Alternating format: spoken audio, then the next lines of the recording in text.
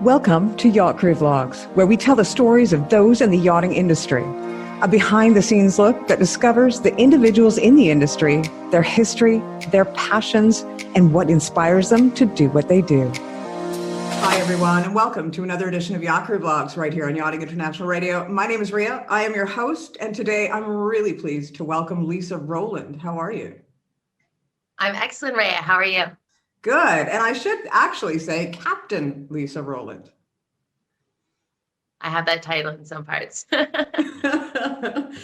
I mean, being a captain, that takes a lot of work and a lot of dedication, and you've done it all. So it is something that we should make sure that the audience knows you are actually a captain. Now, the reason that I have you here today is that you are participating in the Talisker Whiskey Atlantic Challenge in December 2022. There's something very special about what you're doing and why you are participating in this event. So let's go back to little Lisa before she became captain. Tell me a bit about yourself. Where are you from? What is your story? Well, I'm actually Canadian. I was born and raised for part of my life in the Toronto area before going out to the East Coast, the Maritimes, as we call it, in Canada. And I was a youth raised in the foster care system, and managed to kind of spring myself free of that, and then have gone on to create myself a really cool career in the maritime industry. Well, tell me a bit about being in the foster care system, and this does apply to why you're doing what you're doing with the Talisker Whiskey Challenge. What was it about being part of the foster care system in Canada and then aging out of that foster care system that you saw lacking? Well, I mean, it's a system that really it's kind of overrun. It's a system full of very well-intentioned people, but doesn't always have the governmental support and societal support in order to provide a lasting impact for youth who have come of age in the child protective system.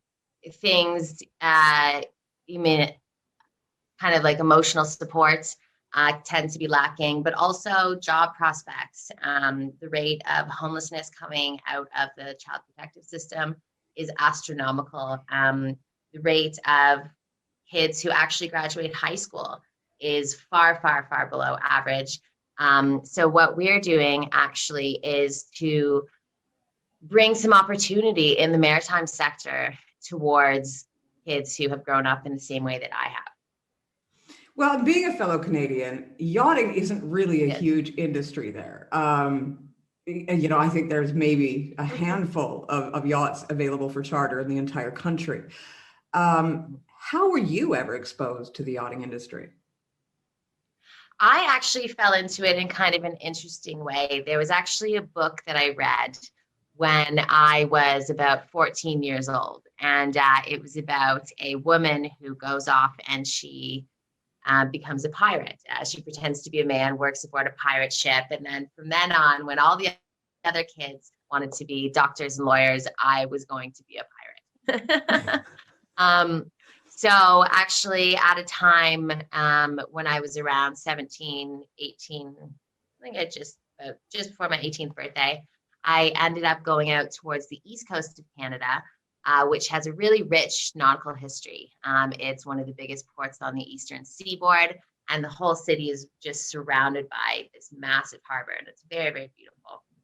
So there was a day charter tall ship that I had my eye on. It was a beautiful 75-foot catch rig classic, running day charters out of the Halifax harbor.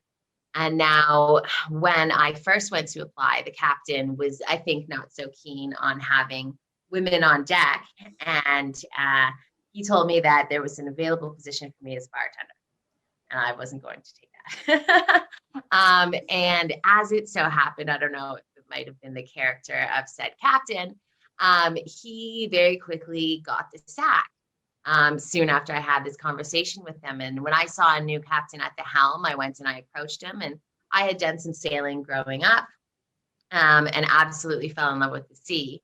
So he was actually a South African guy, and he still is a mentor to me to this day. And I gave him my CV and he said to me, well, little one, you can sail. What are you doing standing there on the dock? So he really was a mentor to me and gave me my first foray in understanding and how to bring sort of my dream of piracy to the next level. And I ended up getting a job on a tall ship in Italy called Tall Ship Florette, which was one of the best experiences of my life. Well, in Canada, though, as you mentioned, the maritime industry is huge. A lot of shipping in and out of that country. So with what you're trying to do with raising money, tell me where you're going to be focusing that. What do you plan to do with this money, and how is it going to help these kids? So what my partner, we're doing a pairs race. I just happen to be a representative on this call. What my partner and I are doing is creating a maritime education grant. So all of the proceeds from our race, all of the money that's supported between now and around February of 2023 is going to go towards an organization called the Homebridge Youth Society, which provides residential care facilities in Nova Scotia for at-risk youth and youth in the foster care system. So what we're actually going to do is have individual sponsorships set up within that grant fund where youth who have come out of the foster care system will be able to apply for scholarships. But we're not just leaving it at that. We're bringing in the support of the Legacy program run by She of the Sea, for ongoing professional mentorship. And we're actually also in talks with various organizations to provide ongoing mental health support, which is very, very much becoming a movement in the yachting industry, which is fantastic. And then also take it as far as to provide job placements with captains and crew who will be good mentors and will teach them how to properly succeed in the industry. Do you think that mental health, with kids coming into this program out of care, do you think mental health is a pretty big aspect of what they're going to need? Absolutely. And I mean, mental health comes in all different forms for people of all different backgrounds, but especially for kids coming out of the care system who haven't had the support of a traditional familial unit. It is extra important. So we're working really hard to strike the balance of how to best implement a mental health program and a support program. I mean, on board, there's amazing organizations being kind of run right now, like yachtcrewhelp.org. But for this program, we're going to have it set up as a little bit more of a specialized service. Now, what is it for you, the maritime industry? Is there something about the maritime industry that makes you feel like you've found your family and created your own family? Absolutely, I have. I think the first time I went off and I was properly a part of a crew on Tall Ship Florette, it was a very special environment for me personally because it's a familial environment on that specific boat. The boat is run by a family, and it comes into how do I say this? Kind of playing into kind of the need that we all have to feel as though we're a part of a team. And for youth who have been in the care system, who maybe haven't experienced that, having their basic needs and their safety and their daily contributions really valued, it's a really, really important and empowering thing for somebody who's come out of the care system. I can imagine that as a child growing up in the system that you don't particularly know whether or not you have certain talents that are appreciated. Are you worthy? You know, there's sort of a feeling sometimes that, and I have to say I am adopted and I did spend some time in care when I was an infant. But you sometimes, you wonder, is there something wrong with me? That I wasn't wanted, as it were. So does this experience, you think, give them that confidence to know that they are appreciated no matter what the past is? I really believe that it does. And I feel as though it did for myself. Once I started to get the confidence and realize that I know more than I think I do, and I'm a valued part of this team. And also just, I mean, being so appreciative. I remember the first time I went off to go work on florets. I had never left Canada before. In the industry, call it green. And I was so green that I thought Malta was a city in Italy. So I had posted on Facebook, right, that said, I'm on my way to Malta, Italy. And it still pops up, and it's such a heartwarming memory to look at that point and look at where I am now. Just within my own mental health, the security of myself as a person, and also professionally. So it's an industry where there's an unlimited amount of things to learn and an unlimited amount of support to those who ask for it and appreciate it. Well, and I can imagine that this entire, system, as it were, what is going to allow these kids is possibly a chance to see the world as you did, because it's very limited otherwise. I mean, as far as, getting that extra education, these kids, a lot of them end up homeless, as you said. So the idea that they could go to Malta, Italy. Malta, Italy. Yeah, or anywhere else for that matter. That is pretty amazing. And it's an amazing opportunity. Yeah. Now, how much does it cost per child to get them into the program? Our sponsorship, our scholarship sort of breakdown for each student would be around 5,000 euros, or about 7,000 Canadian dollars, which would provide them, first of all, some coaching as to what area of the industry they want to go in. Because while I've gone the yachting route, that's not the only route in the industry. There's a rich variety of roles. I mean, whether it be interior, deck, engineering, you can go into shipping, you can go into tugs. Right in Halifax, there is the Bedford Institute of Marine Biology that's always running research boats. There's passenger ships. There's some of the yachting industry on the west coast of Canada, or there's going into international shipping, or going onto the white boats, as they're often called.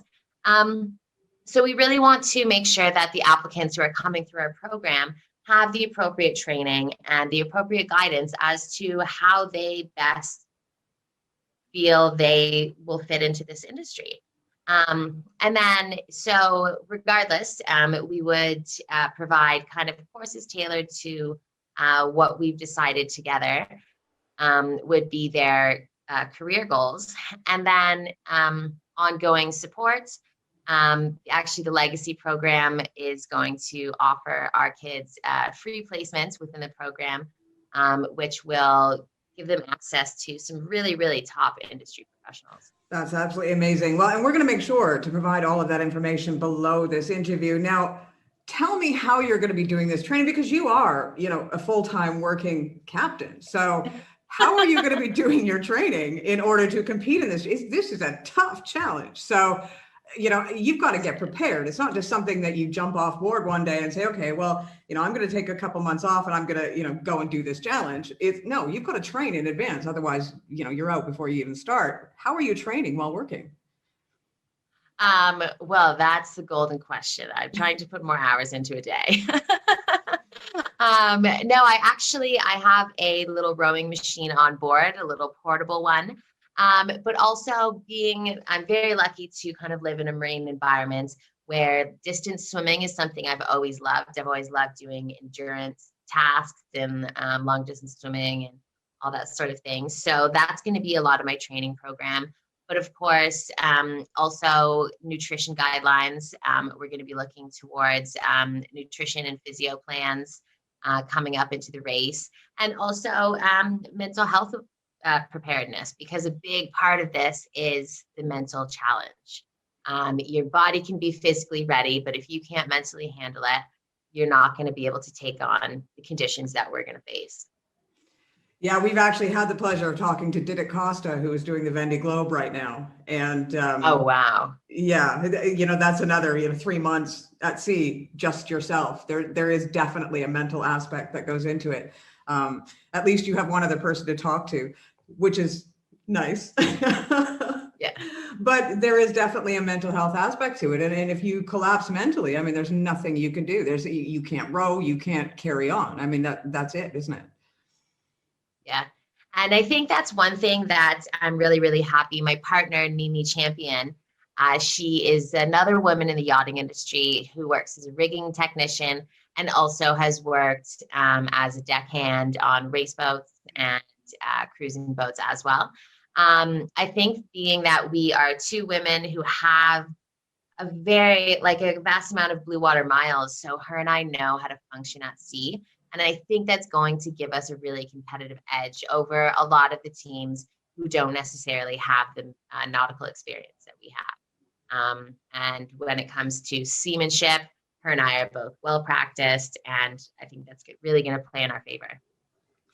Well, you know what, Captain Lisa, it has been really interesting having you on board here today. And I would encourage the viewers out there, please do check out the links. And if you can, I mean, even if you can only donate €5, $5, 5 yen, five, whatever, every little bit helps and it goes towards a great and worthy cause. And I wish you the best of luck in your training. You'll have to come back and let us know how things are going. Absolutely. We can do a little update sometime. I would love that. I would love that. Thank you again. You've been listening to Captain Lisa Roland right here on Yachting International Radio. My name is Ria. I have been your host. Please tune in again for another episode.